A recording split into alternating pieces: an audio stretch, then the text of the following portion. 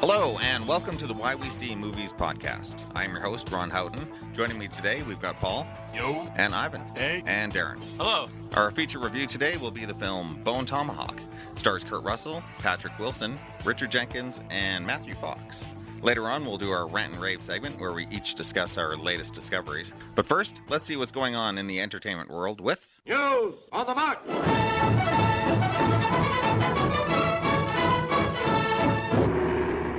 The big news this week, Lucasfilm has officially announced another Indiana Jones film, with plans to go into production as early as next October. Of course, as everybody knows, the original brain trust of the franchise has always been producer George Lucas, director Steven Spielberg, and star Harrison Ford.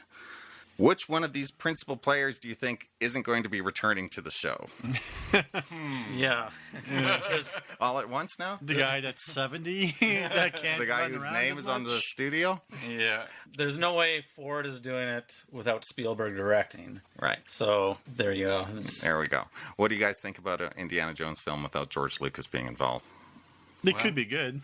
It can't be a lot worse than Crystal Skull, in which he was involved. So, sure, let's try a fresh take. I know that George Lucas had developed a timeline for the character of Indiana Jones. He could tell you where he was every year of his life and what he was doing. So there's potential wealth of stories that George Lucas loosely developed that they can draw from. And do you think they're going to be using any of it? No, I think Lucasfilm wants to stray as far away from George Lucas as possible. So Really? Yeah, I think so too. I'd be very surprised if they used an original George Lucas story from the film. See, I don't mind if they do. They just should get somebody else to write the thing. I would love them to, but Yeah. He's always been a great idea guy, which you can even see in the prequels. You can see the ideas are there for Star Wars. The prequels, I'm talking. You can see the ideas are there. They just maybe needed to be fleshed out, maybe handled a little bit better. So, You can Wow, need somebody to rein them that's in. pretty lukewarm response to one of the great film franchises of all time. it's not the 80s anymore. He just needs to be reined in with some of his ideas. He can kind of, go way too far. Okay, I'm pretty sure that me and Dexter will concur that we're not quite as down on Crystal Skull as most people. no, that was my favorite movie of the summer. That summer Right, and I thought it was great. I What really else came out enjoyed that seeing summer? Indiana Jones back in action, no matter what his age. It wasn't the age. It Even was just this there was one. just a lot of stupid stuff in there. There was some stupid stuff for sure. The monkeys, that's all you need to say. But for everyone who complains about Nuking the fridge. nuking the fridge, I will remind them that he parachuted out of an airplane in Temple of Doom in an inflatable dinghy, landed on the side of the mountain with two other people in the dinghy. No bones broken, no injuries, and Right, I remember being 13, 14 when I saw that, and still thinking that was kind of a joke. But it didn't it's take ridiculous. me out of the movie. No, and it didn't, and the fridge didn't either. I loved the references to 1950s culture, like the fake town that was going to be test nuked. Do you guys know anything about the nuking the fridge sequence and the origins of that? It was. I did at some point. Wasn't there originally supposed to be like he was dying in the thing, and the whole thing was like his dream while he was dying? No, in the fridge? original nuking the fridge sequence was in the original script for Back to the Future.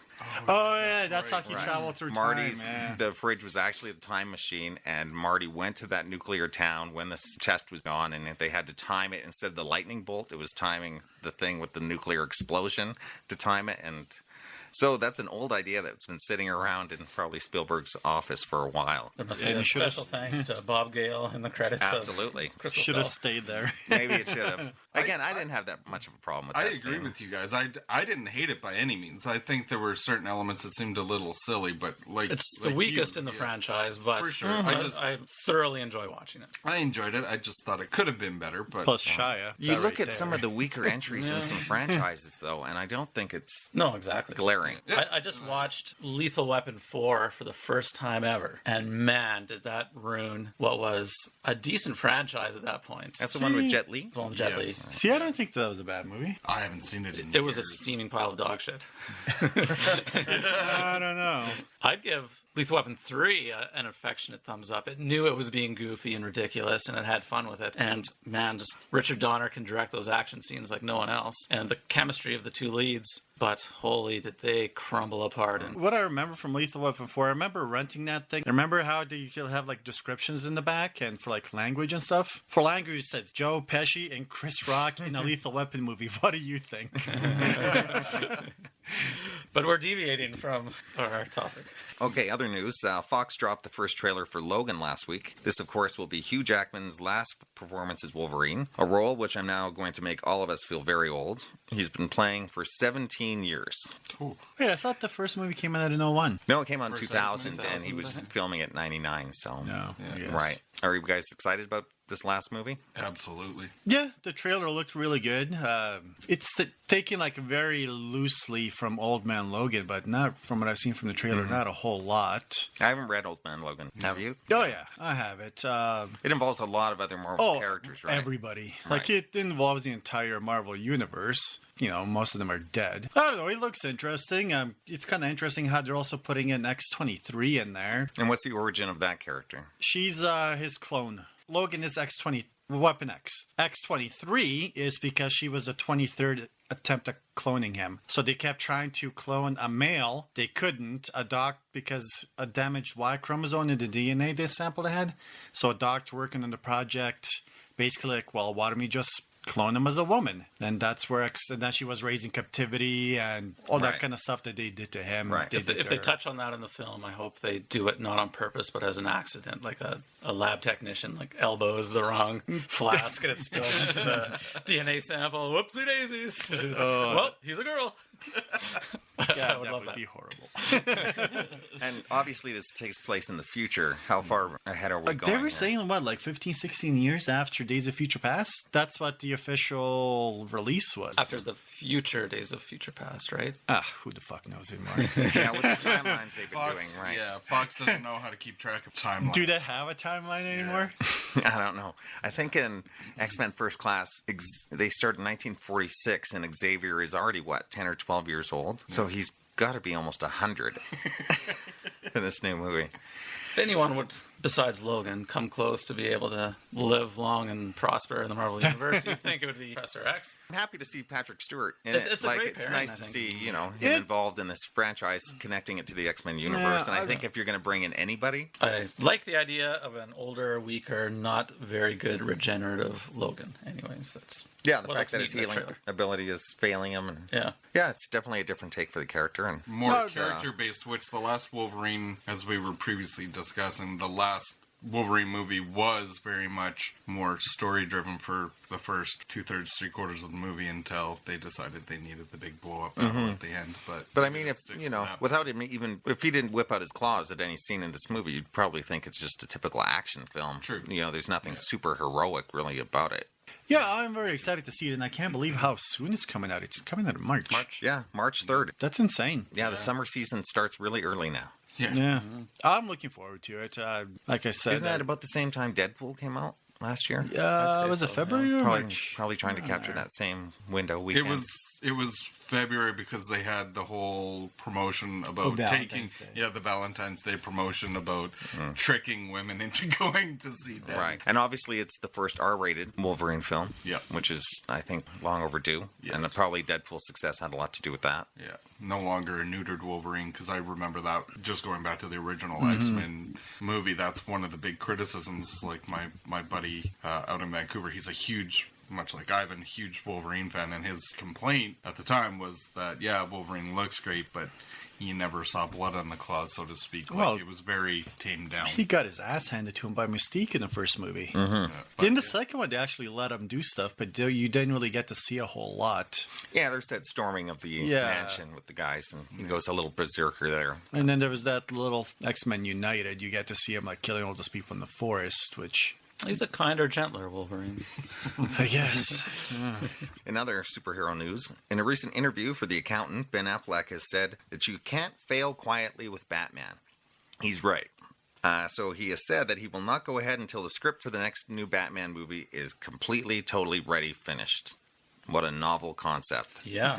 Glad to hear that he's saying that. It's too bad that that philosophy doesn't apply to any movie. What do you have to say about what he said? It gives me hope, and I mean, I trust Ben Affleck as a filmmaker, and definitely his portrayals of Batman have not been the issues in the movies that he's been in. But just from a movie-making standpoint, I trust him. Like, he's got a good track record of producing good movies, so I think it's in good hands. I've never seen a Ben Affleck directed movie that I didn't like, and the DC cinematic universe is right now kind of drowning, and I think a well-formed script from Ben Affleck's hand could, add a lot of much-needed punch to the universe. The pressure's on, right? They have to get one. They need one of these movies to not only people to say great things about it, they need reviews, but they also need a box office, because all these other movies, even with how many fanboys turn out for Suicide Squad, that movie technically hasn't really made any money. They were saying break-even point was like 700. I think it's counted as a success for the company financially, but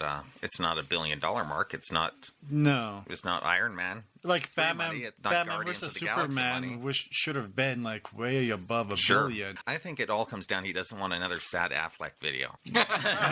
He doesn't want to be put in a position again where he's told his own movie stinks, and I think he's going to do anything he can to avoid that. I'm really looking forward to it. I still think Batman vs. Superman gets a lot of unnecessary hate.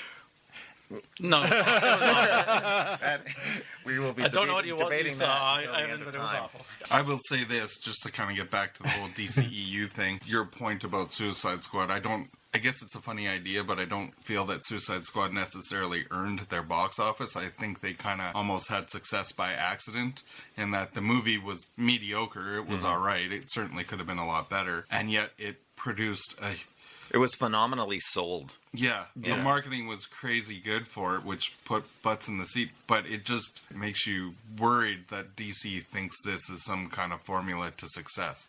Because you saw that with Batman vs. Superman, where, okay, the theatrical release didn't do great, but we're going to release this extended cut, and that'll fix your problem. Now they're doing the same thing with Suicide Squad. It's only 11 extra minutes, I think. Yeah. But... to me, that's not a viable way of selling a movie. How about putting a good movie in the theater? We can do another talk when that comes out. And that should probably have its own, like, edit your own release. You know, like you're giving the viewers given all the raw footage on the Blu-ray. They can cut their own version of Suicide Squad and it already looks like they did that. Yeah, there was rumored to be 7 or 8 versions of that movie floating around already, which is, and one of them could be great. Yeah, absolutely.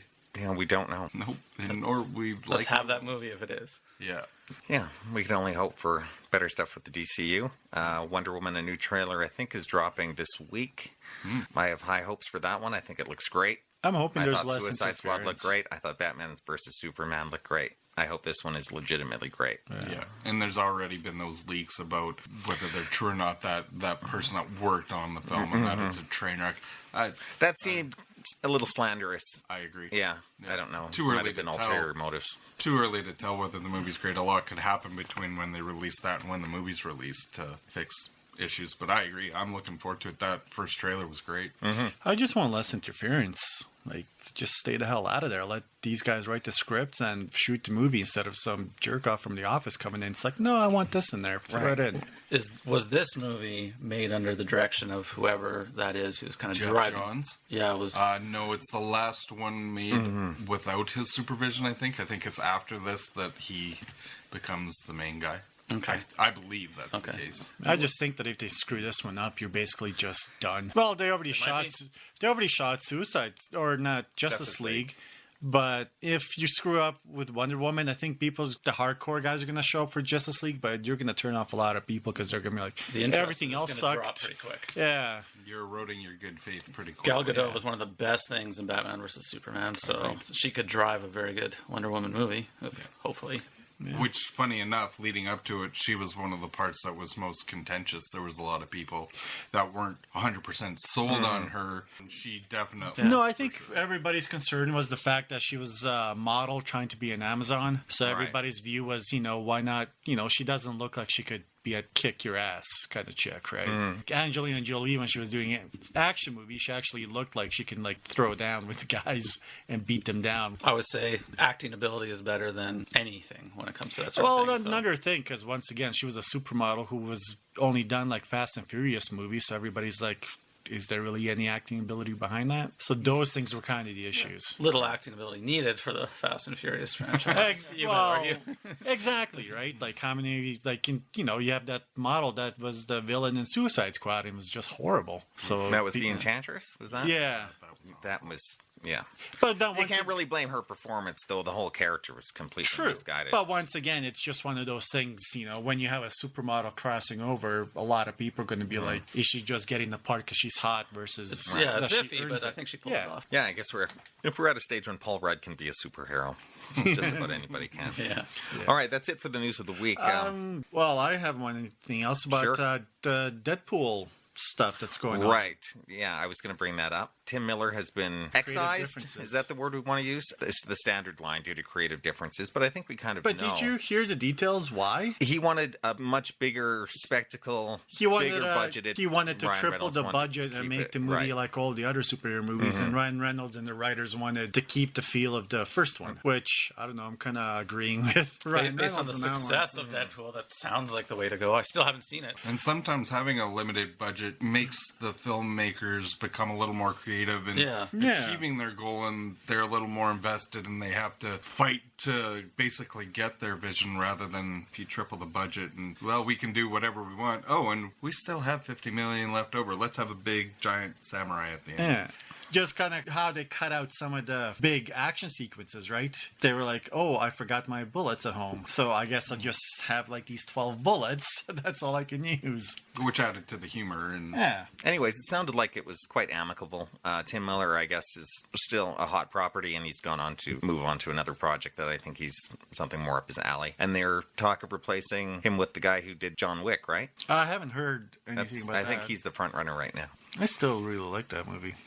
Well, it's for directing action. I think he Yeah, does there's some fantastic action. In for it. sure. to see that. And it's a very basic storyline, but the fight choreography was amazing. It is. I remember when they released Keanu Reeves, like a video of him training for the second one. People actually thought they were watching like a professional going Absolutely. through a course. I and just then they realized, just in the last few days I saw a video on that, and I had no idea the preparation that Keanu put into this role. It's insane the Yeah. amount of stuff that he did. He could probably kill you with his bare hands at this moment, and it's no joke. He's like he did full on, like, full on SWAT unit. I mean, Yeah. he could join a SWAT team any yeah, day. it's on YouTube. They're actually showing him going through a course, switching out With weapons, live ammo, reloading, everything. head targets. Yeah. Well, see what He's you found will. his niche. Well, say what you will about him. He's dedicated because he went through a lot of training even for the Matrix. Absolutely. movies, right? He's all in. Yeah, and it paid off. John Wick 2 is in production. Shall we move on to our feature review? Yeah. Okay. Good evening. Civilized towns, you look a man direct in the face when you talk to him. This isn't comfortable. It's not supposed to be. Here's a situation. Serious. Mrs. O'Dwyer was abducted. She is my everything, and those savages have got her. God knows what they're doing to her, and every second that we delay. You know who did this? You don't have a name. How many of them do you think there are? It won't matter. You have no chance against any number of them. I'm coming with you. No, I need you here. And this is what the backup's for, to help an emergency, not stay back. I'm coming. We're making a 5-day journey in 3 days, riding along and sleeping the bare minimum. I don't know what's west of here. No cattle trail or anything else goes in that direction. If our horses die before we get there, or we go into hostile territory, weak and foggy with exhaustion, we won't rescue anybody. Don't be scared. I am a friend. You aren't. Damn you! You had no cause. If you want to question my morals, do it later.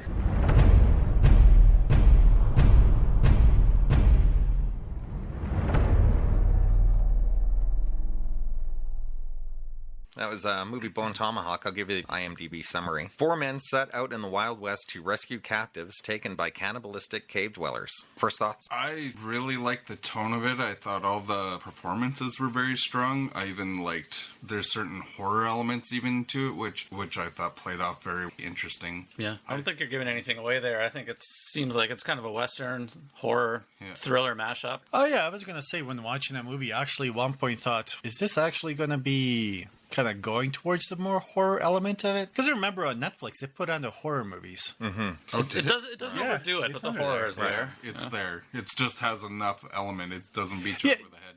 it's got this. Yeah, with it's the Bone Tomahawk. no. It has the elements of kind of scary parts, but it never really went straight up into horror territory. Like there were parts where you're like, holy crap, but it's still definitely maintained very much in reality. There's some tense, suspenseful stuff too. Yeah. I think it works as a Western thriller, if you want to call it that. And there's just enough comedy interjected that it was actually a little funnier than I anticipated it to be. It was well written. Like it had a good script. And Great script. A lot of good dialogue. When you can start a movie with David Arquette and he's actually good. I actually got to, is that David Arquette? Nah, it's just got to be somebody that looks like him. No, it's actually him. Yeah, but he wasn't was as good. over the top self. Yeah. To me, its biggest problem is one that Roger Ebert complained plagues almost every modern Western, is that it's really talky. It's 2 hours long, and a good hour of that felt like just walking and talking, walking and talking, walking and talking. Well, it really was. It was, for sure. And I think the screenwriter was a little too in love with his dialogue. And the dialogue didn't necessarily always land.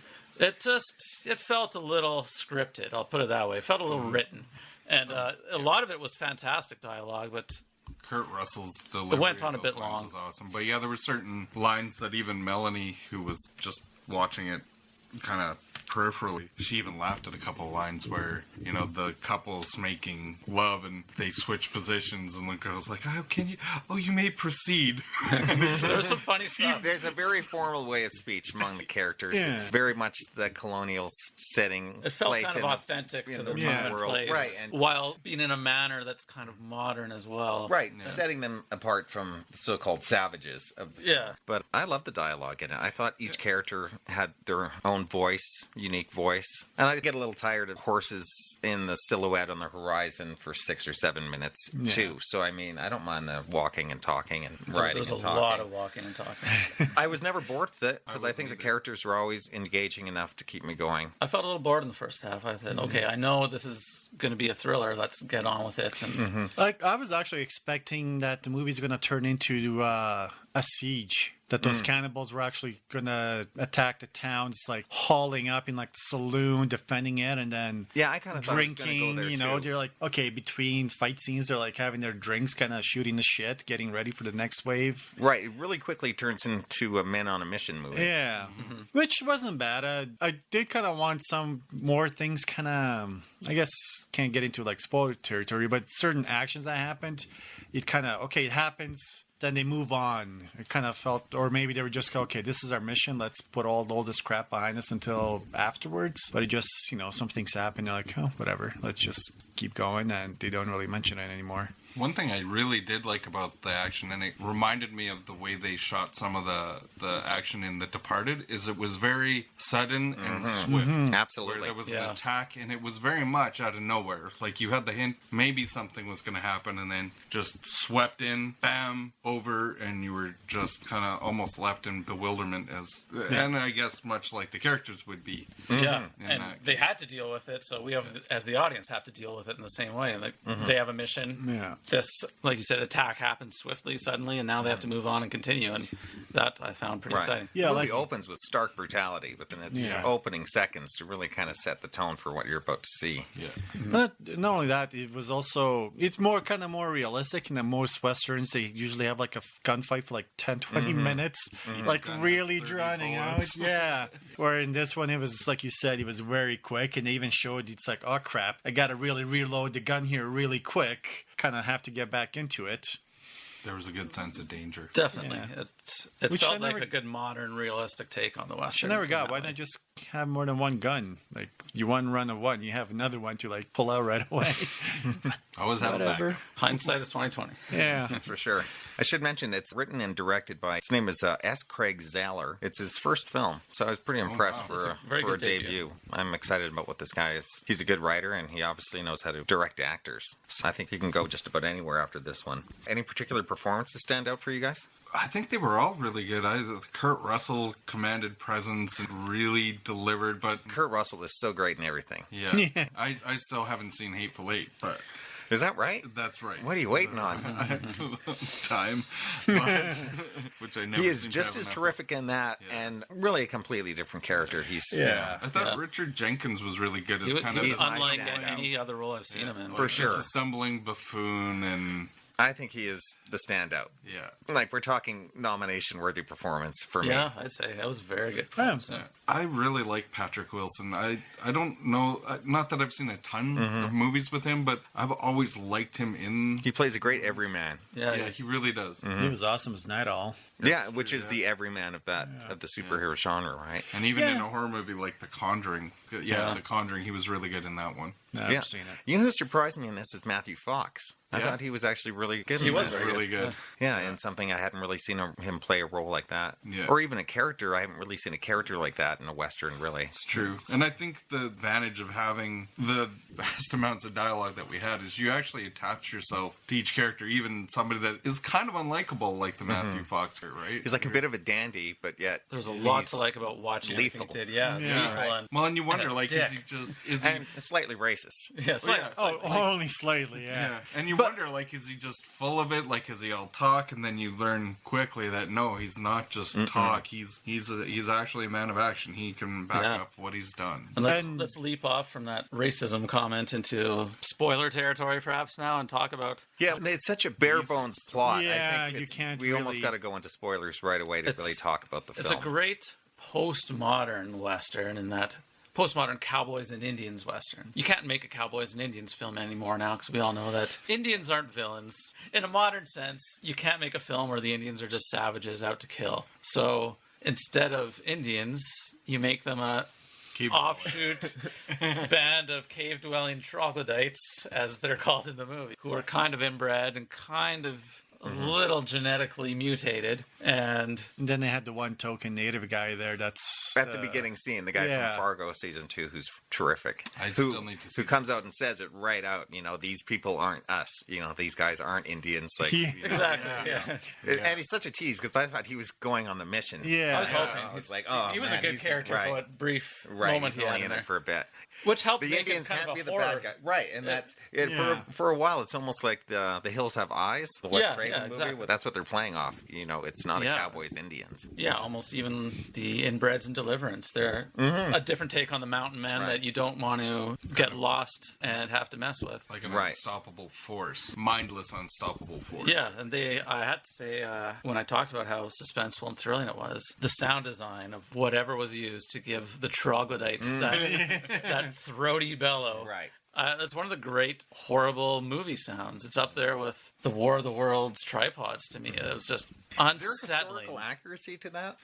No. I'm just wondering, because that's crazy. It almost seems like something that could have been done. The implanting of that. Of a thing in their own throats. Right. And, no. I don't know Just if knowing there's... how I have certain no idea. tribes I have no in idea. Africa manipulate their body for certain aesthetics or whatever that... You It know, would there must require have a been level of research surgery done that- into it. Well, what? You just like jab it into your throat? Like it seems like you would do some major damage in there And cause an infection and die. Yeah. Yeah, no, it's unrealistic in that way, but who cares? And it's... I thought it was great. It worked awesome. Yeah. Every time you heard it, it was just, you felt so awful. Like, what is going to happen? Oh, my goodness. Yeah, they're scary adversaries, like terribly horrifying villains. They don't mess around. No. Not at all. No, it was a pretty brutal movie, like violence-wise. The violence is uncompromising. Like even Kurt Russell's demise at the end, you're thinking like, well, he's the hero. Maybe In he'll make huge it. spoiler and then- territory. What's that? In huge spoiler territory. Oh, I thought he mentioned. Yeah, he already said spoiler. Spoiler alert. Right, okay. That's the only reason I was mentioning. So yes, this is huge spoilers.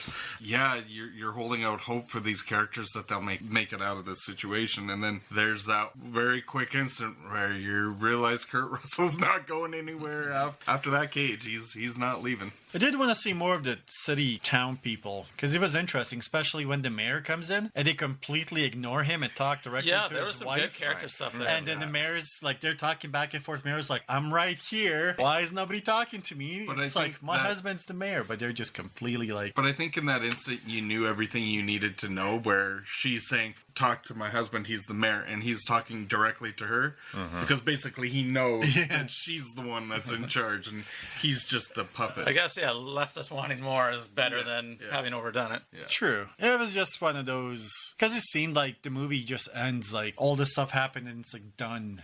To me, it was a little bit of a cliffhanger. Yeah. Like just because you hear those 3 shots, but I go back to what they said in the cave where they were hacking up that deputy, and Kurt Russell even says, yeah, the cavalry's coming and everything. And then Richard Jenkins' character is like, oh, is that true? No, that's just, gives them hope. And that's the last thing that he'd want to hear before he dies. They're walking away and they hear the 3 gunshots and, oh, well, then that must be it. And they weren't even sure. We knew there were 3 troglodytes left, or according to their approximate count. But that was a perfect ending. Well, I like when things aren't necessarily wrapped well, up. not just that. It's also the trek back, because now you're walking the entire route. They're injured, malnourished. The deputy has that, he's bleeding from his head. The other guy's leg is all messed up. Who knows what could happen along the way, right? Yeah. Who knows if any of them is even going to survive? Even if there's only 1 or 2 of them left, I can't see them really hunting them down. I think the ending is pretty conclusive that they've gotten away. It's just that hint of doubt. Right. I like that bit of optimism that they give, like you were mentioning when they were saying to Richard Jenkins, it's kind of the same thing with the flea circus. Yes. Remember that? Yeah. It's whatever.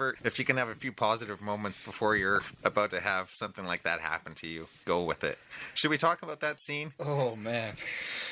I've never seen anything like that in a movie. Me neither. It's it's done in such a detailed, examinated way. This must have happened before, and you're just like, oh my god, it's uncompromising. It is, and it's almost fascinating to see that. I mean, that in the kind history of of the world, in all the wars and conflict that civilization has seen, many people have died like that. Yeah, and this movie does a pretty good job of showing you what a horrible thing humanity is. Yeah. Right. And wow. Right. You might try to interject your sense of justice and civility into this world, but you really have no idea what you're up against. Yeah. Exactly. In some dark caves. It's what awaits us in our worst nightmares. Yeah. I don't think I'll ever be able to unplug that scene from my brain. No. Yeah. I think I had a dream about it last night. I finished watching this movie at about 11 o'clock last night. Right. So you thought you were getting scalped? Yeah. Well, and they film it in such a way that they show them hacking at him, and you're not necessarily 100% sure, or at least I wasn't. What are they hacking? It's awful, and then they start pulling, and that, right. Unforgettable. It's like a primitive slaughterhouse. Yeah, pretty much, and that's exactly what went through my mind. They are cannibals after all. These they are. troglodytes. They live up to their names. Yeah. Well, and even the fact that when they pulled, it was very efficient, which is kind of funny. But they scalped them, and then the hacking and pulling them apart. But they only pulled them apart a little bit, and then tipped them, and the guts spilled out. And I thought, wow, they they've knew done what they were this doing. before. They knew what they were doing. Well, what did you guys think of the part earlier where Matthew Fox's character just straight up just shoots those guys? But then the scene later, it's they are being attacked and having their horses taken. So was he legitimate in his actions? Were they? Or really, was it that consequences of his action? We'll never know, right? That's very true. And then, thought of that. yeah, and then it's the whole fact that he's talking about how he made his horse racist. So it's like, well, no Mexicans can steal my horse because the horse knows better. It's like, and he was right. And he was right. And a very so touching, dramatic moment for a character that really didn't have a lot of them, because he was kind of that dick, unlikable character, and you get that moment of him with his horse, and you could tell that really did impact him. Yeah, everything he did was true to the character, and part of what the strength of the writing in the film was how the characters like Matthew Fox's I'm stay impressed true. That's the guy's first movie, because that's a good cast and good use of the cast. That's very impressive. Yeah, I have to think it was the screenplay that brought them towards it. Again, I think the writing is just really strong. Flowery, but it's engaging. I guess I don't disagree that maybe some of the walking and talking maybe went on too long, but I, like you, Ron, I was really entertained through the whole thing. That you could cut it down, but I'm fine that they didn't too. I mean, everything Richard Jenkins was doing and saying, I loved his whole how do you read a book in the bath. I mean, I keep all of that. I mean, it's all terrific. Yeah. It's all character. Just the little moments too, like Matthew Fox's statement when he said, well, clearly I'm the smartest guy here. Well, why? Well, you're a widower. Yes. You're married. You're married, yes. I've never been married. Smart guys don't get married. And nobody argues. I got a pat on the leg from my wife at that moment.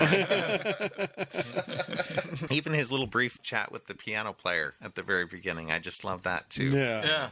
You know, why are the three songs at a time? It's just those little beats are just terrific. You know? I agree. Yeah. Do we want to talk about the score at all? There was a score? Was there a score? There was.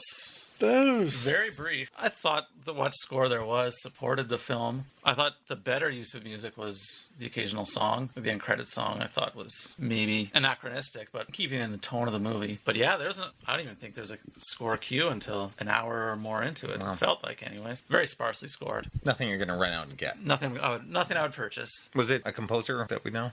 I remember seeing the name. It was not a composer I know. Yeah, did you know that the actress was in season 1 of True Detective too? She looked familiar. She seemed very familiar to me. Who's that? Patrick Wilson's wife? Yeah. Oh, what was her name? The doctor, and I can't remember her name either. She was also in that show Banshee, which I've never seen. Yeah, it's like Strike Back. Yeah. Did you guys think Patrick Wilson's third act heroism is believable?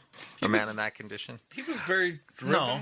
When they left him, alone, I kind of thought, okay, it's going to be up to him to somehow save everybody. The structure of the film and, was can I believe that? Yeah. And I think they did a pretty good Yeah, job. I went along for the ride. It was unrealistic in a sense, but right. Because you how can easily go along for the ride in the context of the film. because how far back was he from him to like make the truck, kill all those guys? Then, well, I guess they pulled him up in that thing, but you would think that when those guys threw the rope down, they would have seen that it's not one of them. And then how did they all get down? But he came in through the back way.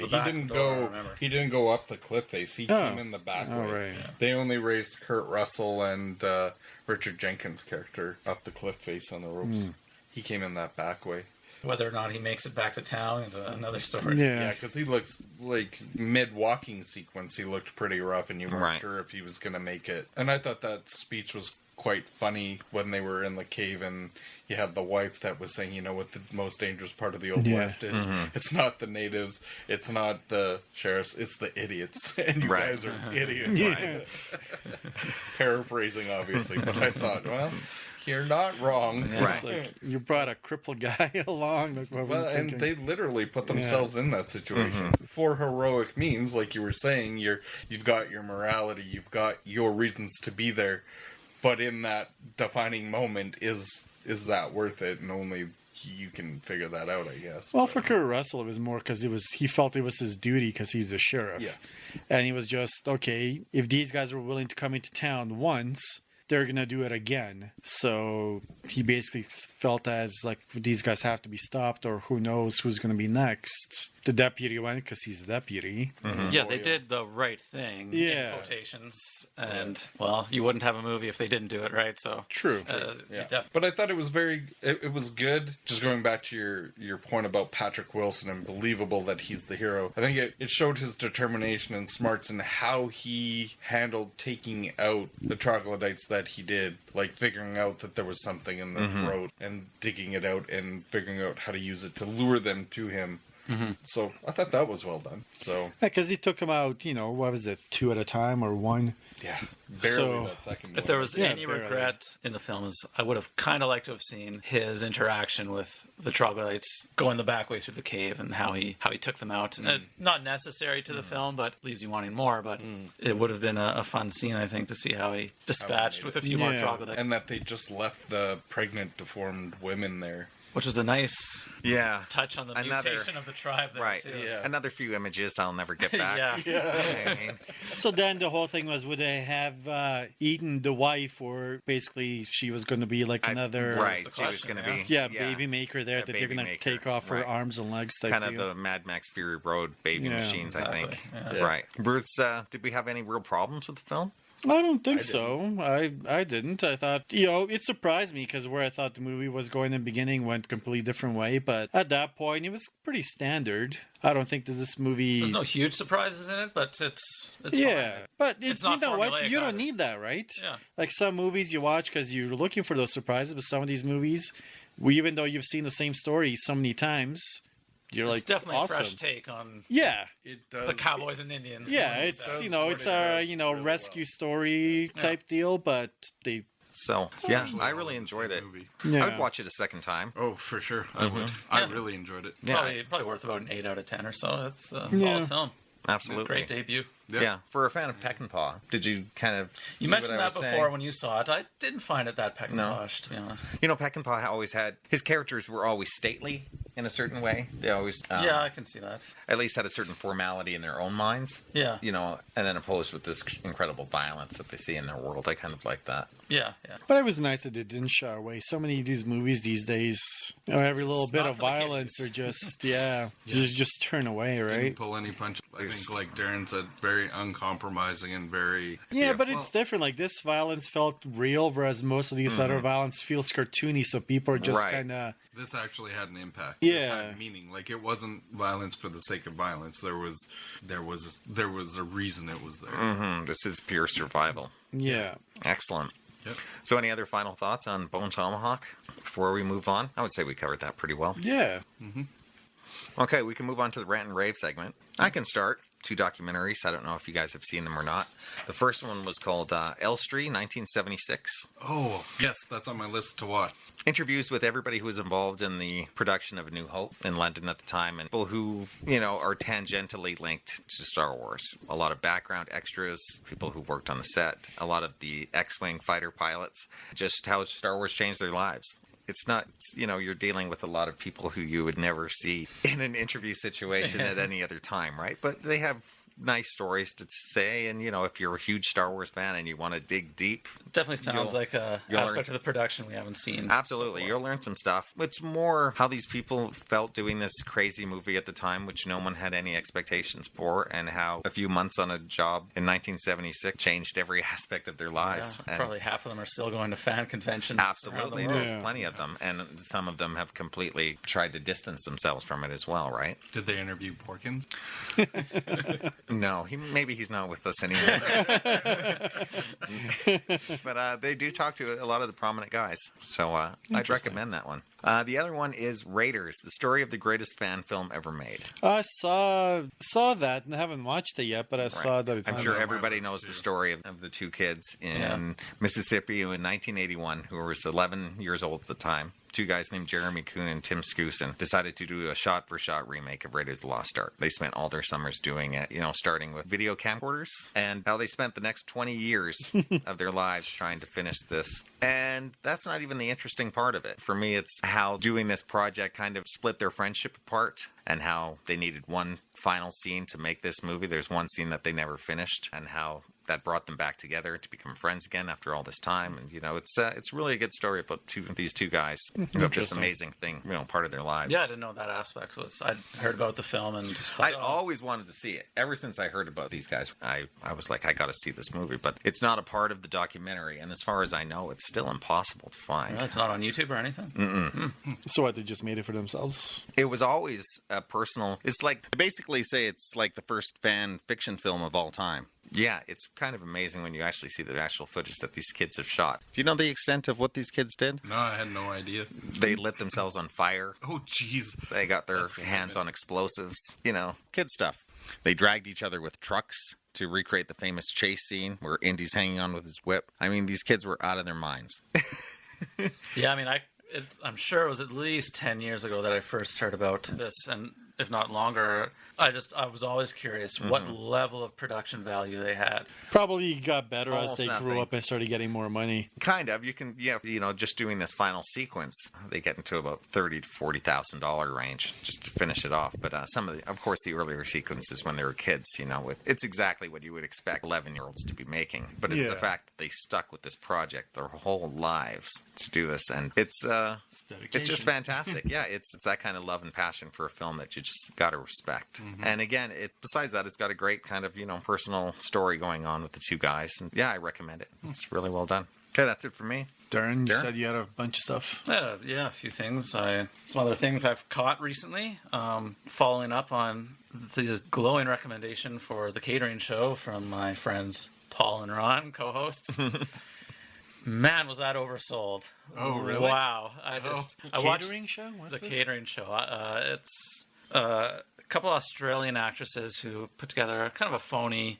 It's a web series. So once again, your thing of the week is to piss on to tear what apart we just- your okay, thing of the week. Sorry, from- I'm just from making last sure. time. I'm just making sure where we're at. I don't want to get too in depth with it, but it was Just not your cup those of tea. 6 episodes. I maybe laughed out loud 4 times. Really? I found the humor just obvious and tired. And the two ladies, the 2 Kates, are very charming and entertaining, and they're what I guess probably carries it for most people. But man, like I feel like I wasted 45 minutes of my life by watching that first season. Where do you watch Wow. They've got their own YouTube channel. They've got 2 seasons. And what's it called? The Catering Show with With the 2 Kates. Oh, I see. Okay, big disagreement there. I just rewatched a bit of it, and I still find it very funny. I think. And then they're- you even they're said you watched it hilarious. 3 times, I've Paul? seen the first season. I've seen it about 3 times. I've only seen season 2 the once, but yeah, I've seen season 1. Just because it's such a shallow time investment, it's easy to just whip through. It is, and I watched it just at lunch at work, and just it was not Not compelling. very- Really? No, I will not watch season 2. So once again, if you like laughing and like good comedy and funny stuff, and you're not You have some cold-hearted joie de bastards, vivre. or if you're a discerning comic fan and want something intelligent and not the same as everything else you've seen. okay. Thanks for pissing on our parade. Once again, that's the Catering Show with the 2 Kates. I 2 recommend Kates it. on YouTube. And I also recommend it. 2 but out of not 3 recommendations. Not for everybody. Not for everybody. If I Apparently. remember, I'll watch it and let you know next time. You won't remember. Try and remind me. Oh no! Throw We another do talk every quick- fucking day. That's true. another quick capsule review. I watched a movie last night, which probably more than any movie I've ever seen in my life, I wish had lived up to its name. Joy. Oh, David O. Russell's recent film That brought you no joy. brought me no joy, negative joy. so this is the joyless portion of it's, like.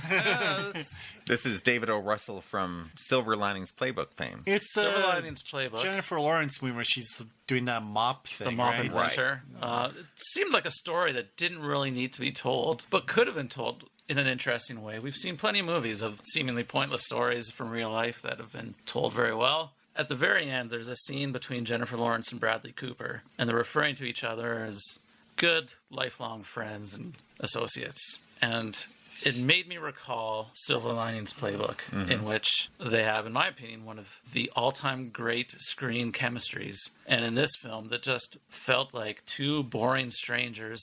What are they doing in each other's lives? It was a boring script. It had weird ideas, like bringing to life soap operas to help tell the story. This is a true story, right? It's a true story. Yeah, they're following. It's not all made up. I'm willing to bet there's a lot of liberties taken with the real Right. story. I'm sure the never general happens. details are there, but So you didn't like De Niro's performance? De Niro and Bradley Cooper were as boring as I've ever seen them. I thought Just- De Niro was quite funny. His No. interactions with his ex. I disagree. I think I've seen him in understated performances before, where he's been very, very fine to watch. You didn't Everything like is the- fine is a good Right. one, but What about the whole idea that her ex-husband, who is usually the standard, typical buffoonish asshole character, is actually the guy who cares the most about her? And that was who actually nice, wants yeah. to take care That of her. was one of the career nicer and- elements of the Yeah, film, I for thought sure, that was yeah. refreshing. it felt there was a little too much forced adversity. Oh no, another obstacle she has to overcome. Will Joy ever get a break? Time to shed another tear for Joy. It was. I expect more from David O. Russell, I'd say. He's disappointed me in the past, but he's also blown me away, and this is pretty mediocre territory. Right. For me, this is middle of the road for him. I actually enjoyed this more than Silver Linings Playbook. Yeah, I don't know why, but you're pretty weak on Silver Linings. I was, but again, it doesn't reach the heights of The Fighter or, for me, even Hard Hucklebees. Yeah, which is a An terrific awful, film. awful, terrific awful film. movie. That's terrible film. peculiar tastes. Fight. That's all we got for that? I got some Okay. more things, but No, let's all right. go around the table. Sure. No Joy for Joy from Dexter. He doesn't like laughing. I recommend it slightly. Paul? I've got a couple quick hits, and then I've got something to share. The quick hits, just getting in the spirit of Halloween. My wife and I watched the first Hellraiser. Haven't seen it in a while. I remember first time I saw it years ago, just thinking mediocre thoughts about it. Even Years back ago, then. like as a teenager? No, actually, I was late to the Hellraiser franchise. Some of my friends were huge into it growing up, and it just was one of those movies that I knew the main character designs and characters like Pinhead and whatever, but never really had the opportunity to watch it, I guess, until probably about 10, 12 years ago. My wife wanted to watch it. I think it was about a week ago or so we put it on. It's pretty standard 80s horror, nothing great. The story's pretty basic and not great, but I will say what does stand the test of time is the makeup, and some of the effects that they used for the first movie really stand up, especially the makeup, where you see a man basically regenerating in front of your eyes stage by stage, like they do the muscle layers, and it actually looks decent. So Did you make a note of who did the makeup? I didn't, so I should have, but I didn't. But You no, failed it looked in that good. regard, but Probably in those days there was quite a bit more practical effects going into it. than Rick CGI, Baker, maybe? Probably. Yeah. I Rick was Baker thinking comes it to might mind, be. I was thinking it might be Rick Baker, but so we watched that, and it was about what I expected it to be. But like I said, the character designs were very good, and the makeup was really well done. Other than that, a couple other things I watched. I've been watching a lot of the really short documentaries on Netflix on my lunch breaks at work, and stumbled across one that actually kind of took me back a little bit. It was a newer David Blaine special called What is Magic, and it's a minimal time investment of 40 minutes, and I always really was entertained by his TV specials when they were on, so I watched it, and it was really good. Just kind of took me back to that, and very, very entertaining, and I find him a very likable guy, and it was really good, really worth checking out. And it's kind of more the same as far as him doing magic right in front of people, which I think is always something that really made me gravitate more towards him than other magicians that would do the grand, the Copperfield type exactly stuff. Like, I'm gonna make the Statue of Liberty disappear, whereas he's right in front of you doing the tricks. And I have no doubt there's obviously some kind of gimmick to it, which I know some people want to know. I don't want to know. I'm just there for the entertainment and the wonderment of it, and I feel he does that really well. I like his events less than I do him just going around doing magic. When like I'm gonna lie in a box for 10 days. Exactly. Like those kind of Or stunts. the Frozen thing. Yeah, like I find those things,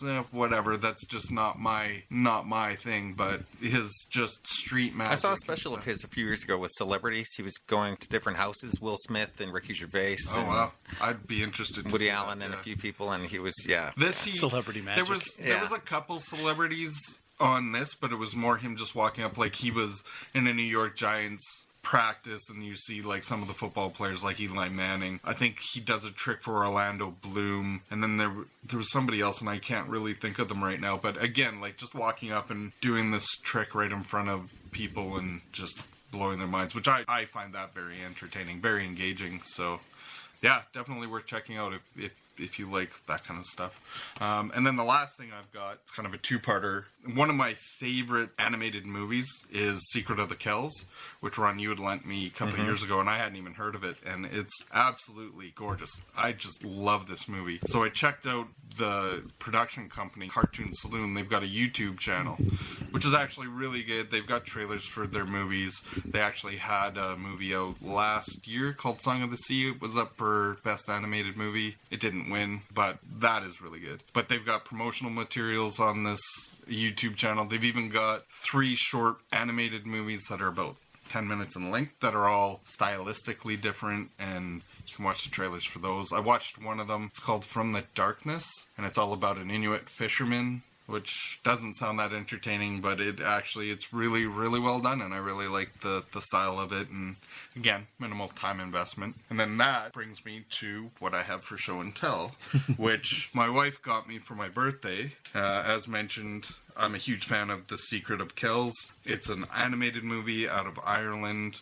There's a couple other countries involved in the production of it, but I had no idea how long it took to produce, and my wife got me a book all about the production and artwork of this movie, and it takes you through the different stages of production, character design, even story elements, and the fact that it was called something completely different at the beginning of it. And one of the reasons I love the movie so much is it's very much the antithesis of today's animation animation where it's very CGI and clean and almost very static, which sounds kind of funny, but you can't see this because it's an audio podcast, but I'm flipping through the book and you can just see the backgrounds are very lush and detailed and the character designs are very interesting. It's a beautifully designed movie. Yeah, I just love it. And yeah, so I've been gradually leaping through the book and reading more, and it's apparently the book is out of production, and it was a bit of a endeavor to acquire, but if you can find a copy of Designing the Secret of Kells, it's definitely worth checking out. It's absolutely gorgeous, and they have all kinds of production artwork and backgrounds, and it looks cool. Amazing. Your thing Very is nice. cool. All right, Ivan? I guess I got a couple of things. One is kind of older. I've actually finally watched The Wire, which I'm way behind The everybody. entire series. Yeah, all five Five seasons. I'd love to hear your take. I liked it. Honestly, watching it actually makes current cop shows look like even worse. Yeah, I mean, it's almost even wrong to call it a cop show, but if it's going to fall into any genre, it's a cop show. And it's just, it's so unconventional in that regard. Yeah, because these days a cop show, usually they have like an overarching, storyline. But for the most part, a season an episode starts with a murder, cops come in. It's the case of the week. Go. They use some like zoom and enhance thing. Oh, there's a murderer. Whereas this is like, there's none of that crap. Like, they're cops, they work cases, but these cases can last 2 years. Yeah, Or or they sometimes last, never solved in that Yeah. time. There's nothing episodic about it. Yeah, and some of these cases go quick, some of them longer, but the entire show feels like it's one long story the versus anti-Law and Order. Right. Yeah. I think it's trying to show that you can't really solve all of life's problems in 60 minutes. Yeah, with zoom and enhance. Sure. Great And- characters. And Yeah, great and not just writing. that, they're showing all the background stuff, like the crap they have to deal with. They don't have the budget, so these cops, he takes us to a crime scene because he can't get a working vehicle to get there The because the entirety budget's of the been drug slashed. problem is not so simple as finding the bad guy every episode. Yeah, and not only that, it's like the entire season goes and then it ends, and it's like, oh, so we're like right back where we started because absolutely nothing has changed in these 5 years. They put these guys in jail. That doesn't mean anything because there's like, these guys have already taken over. Which sounds bad, but is as dramatically entertaining and compelling as almost anything I've seen on TV. Sure. Yeah, but it's also like some of these characters, you see like the entire show, they go through their story arcs like bubbles. Like they show his entire story, and then the show ends with this other kid now basically becoming the new Bubbles. Yeah, Like, exactly. how that one cop, McNulty, who was like one of the main guys, how he starts off at the beginning and where he ends up, and then this next cop kind of takes over, and his very end that they're showing me does the exact same thing that McNulty did at the very beginning of the show. And heartbreaking, that kid who takes over for Bubbles is just your favorite kid from the from the Because he's season like about he's the a good schools. kid. Like He was the best of them, and just man, what he has to do to end up in that situation. Because he's got nowhere else left to go, right? Yeah. He's too young to get a job, so nobody's willing to give him a job. He's got nowhere to live because of his parents. He lived with his buddy that wanted to be like, you watch my little brother and I'll take care of you. But then all that other shit happened. And he's going to be good on the streets. He'll be good at what he does there. It's just, man, you don't want him to be in that situation. No, you don't want it to be Bubbles. Like, and if he goes the exact same way as Bubbles, how he's going to end up like 20 years down the line. It's like, so he's going to be a junkie for like 20 years now. Yeah. It's like, if he even lives that long. If he makes it, Right. exactly. Yeah. No, like all these guys you see, this stuff, like it's just same horseshit, like politicians, everything's just, nothing changes ever. Yeah. Like the new guy comes in, promises the world, they get into power, and nothing changes. I think what David Simon said, he said it's not a cop show, it's an examination of a big city. Yeah, how And it I think- functions. right, I Because think every that's a better way season of they looking at focus it. on, first season they focused on the police department. Second one was the docks, then the school system, the newspaper, like City Hall. right. It was, It it covers was still everything. mainly like cop stuff, but then Absolutely. all these Right. stuffs were on top of it. And it's set in Baltimore? Yeah. Set in that what it Baltimore. is? Yeah. Oh, it's an amazing show. Yeah, I need to I check it out. really. And it's, you know what? It's the longest season was 13 episodes, so it's not like it's a huge commitment. It's an HBO show. It's another right? winner from HBO for sure. For me, it's without a doubt, if Yeah. you do want to call it a cop show, it's the best show about cops that's ever been on TV. They do focus on cops every season with other The things cops and intertwined. the cops in the streets is the underlying arc, but yeah, like you say, then there's the docks and the schools. And then they also show what happens. Like some of these cops, like the one guy that was kind of incompetent becomes a really good cop. Then there's that mistake happens, becomes a teacher, Presbaluski, right? Then it shows all these other guys, like just the kind of shit that they put up with, and you know how these police officers are more interested in statistics. Like basically, okay, if a murder happens, we need it solved. Or, you know, they're more fighting, okay, a bunch of people died. No, it's in your district, so you're responsible for these murders, because he's like, we don't want these names on our board because that goes against our stats, because we have open cases that we haven't solved. Which season is it where they try that crazy experiment? Like that was third. Yeah. It was Amsterdam. They're like, all the drug dealers go to this spot. There's nobody basically living like here. a 6-block radius of all free zone, whatever you want to do, where the cops won't even enter it. Oh, really? Yeah, and the cops are like, don't bring any weapons. People just do whatever. We'll leave you alone. Just no violence. We'll leave you alone. You guys do what you need to do. Yeah. And stay out of the rest of the city. Yeah. We'll just call this area the Purge. Yeah, and then the district, like they actually showed numbers, like the violence plunged by like 12% everywhere, because all these guys were in this one section. So the cops were actually like dealing with actual police work. Oh, wow. Instead of like chasing these like guys that are out, you know, the corner hustlers. In and out of jail. Over and over. Yeah. So it's just like wasting their resources, and everybody's like, the mayor wanted to make it happen. All these guys want to make it happen. In the end, they're like, there's no way we can spin this to the public, so let's just burn it all down. It can't work. Yeah, and then everything just went back to normal, like crime just skyrocket. You know, like you see some of these characters, like one guy, how he's trying to be, they're like, okay, you got to become a legitimate businessman, but he refuses to leave the street. He's like, I'm the king of the street. I'm now leaving it behind. It's like, but you're already rich. Like, you can go be a legitimate businessman, never have to worry about jail, but they just can't get out of that mentality. Idris Elba's on it, too. He was really good. Oh, he's fantastic in it. Yeah, he's fantastic. And throughout it all. And the guy that plays Omar Little. I always forget his name. Such a great actor. Yeah. He played, he was on Community. He played like Michael T. Wilson. He played, or something like that. Williams. Michael what? Biology teacher, whatever, right? Oh. That he was in jail. And, Omar to me is probably the standout character in the show. And then how you showed that other guy becomes the new Omar. Yeah. Like pretty much every character throughout the season, they actually showed their next generation of who's basically become them. To show that basically it's just a cycle, nothing's going to change. Yeah. How these politicians are just basically just doing enough to so they can move on to the next step of their career. The more things change, the more they stay pretty the much, same. yeah. I'm glad you liked it so much. Yeah, I really enjoyed it. It's fantastic. And the second thing, you ever heard of Crackle? Yep. Yeah.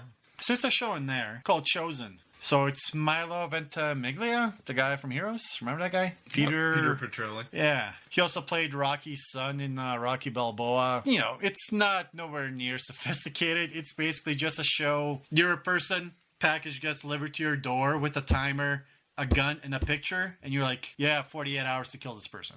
And then usually somebody else in this game has your picture. And you kind of keep going, and it shows that some of these people, you know, kind of stuff you got to do. Like, okay, do you try? So you say, no, I will not do this. But then what these people do to basically like, well, it's not like you have a choice. Force your hand somehow. Yeah. Stuff like that. It's kind of pretty interesting. Nikki Whelan's in it. She was the Australian girl in last season of Scrubs. Was it Chad Michael Murray? Diedrich Bader's in it. Oh, really? I'm not sure who that is. Oswald from the Drew Carey Show. Sorry. He also He also does the voice of Batman in Batman Brave and the Bold. Yeah. You might recognize his face just from other stuff. But, you know, this is more of a serious thing where it's kind of... You're dealing with morality. People are just kind of being forced into this. Some people enjoy it. Others don't. Some people that have played the game for too long, they just can't take it anymore, and what they do to get out of it. And this is just season 1? There's 3 seasons. I've only gotten through season 1 so far. You know, like 20-minute long episodes. It's like 6 episodes a season. It doesn't take long. Yeah, that's not bad. It sounds like it's a little gimmicky for anything longer than that. Yeah, exactly. I agree. It's just one of those. It's kind of nice to throw it on. I like the premise, though. It sounds interesting. Yeah, they've done movies like this, haven't they? I think I remember a few, but... It's not a totally unique No, idea, it's not. But it's nice. And then, you know, why this is going on. Are just a bunch of rich people bored? They want to wreck people's lives? Or is there some kind of purpose towards this? Who knows? But I'm enjoying it. And there's story, like there's actual character development of these people. You know, their life changes doing this. Then, of course, you know, people die, and then the next person comes in because you only have 48 hours to take out your target. So it changes the cast, right? Some people stay if they keep succeeding. Other people come in, and it's pretty interesting. All right. That's The Chosen on Crackle. Crackle, trying to break into the TV game. Hey. Yeah. Well, it's been around for a while. Yeah, I for do 3 want to seasons. check out. I didn't even know that they produced their own shows. So. I do want to check out Sequestered on there as well. That's the only That's thing the that only I thing ever I thought know that I them had from. on it. Yeah. Have you heard of Sequestered on there? No. I want to check that out. I know they've done other movies. Is that about the and OJ shows. trial? No. It's just jurors working a case, and then somebody's trying to mess with one of them to try and get the result that they want. Summer Glau's on it. And it looks like it's actually got a pretty good cast. I do want to check it out because it looks interesting. I have one more thing I was going to bring up. Continuing on with my Indiana Jones theme today. Are you guys aware of a thing called the Raiders Story Conference? A PDF file? No. I came across this thing. It's a transcript from a 1978 meeting with George Lucas, Steven Spielberg, and Lawrence Kasdan, in which in the course of a couple of hours, the whole thing is about 117 pages, they basically just sit around and hash out one of the greatest films of all time. From start to end. It's quite entertaining to see these guys really breaking down the story is what they call it, of the 3-act structure and what they want to do with this. And it's hilarious. All the ideas that are pitched out, you can definitely kind of read it and get a flow for who's in charge of the room. And it's funny. It's like Lucas kind of runs things, and Spielberg's kind of like, I got an idea. And just like, no. I got an idea. No. And it's all of these Spielberg ideas that he keeps getting shot down are ones that make it into other movies. So obviously Spielberg was kind of holding on to it. And Kasdan just is kind of sitting back, just absorbing it all and being like, okay, well, what about this? And what about this? And you can read this transcript and kind of watch the film be formed in front of your eyes, and it's just amazing fly on the wall experience. It's like for anyone interested in screenwriting, it's awesome. You really want to sit in a room with these guys anytime you're breaking down or coming up with anything. To be at a table with these guys, I wish that was filmed. I would love to. Absolutely. And I wish there was an audio of it, and there might have been, but all that survives is the transcript. It's great. I loved it. That sounds really cool. Yeah, if you want to check that out, you can find it at a site called the Raider Net, and this site has everything you want to know about Raiders of the Lost Ark, or really Indiana Jones. It has 6 versions of the script, the story breakdown that I was talking about, lots of inside information and behind-the-scenes stuff on one of the great franchises of all time. Maybe we should wrap it up here. Yep. So we'll be back next time with a review of Marvel Studios' Doctor Strange, Or how and we shall meet again. The bomb. Yes. Okay, that'll call it quits for today. Peace out. Later. See you next time. All right, that's it.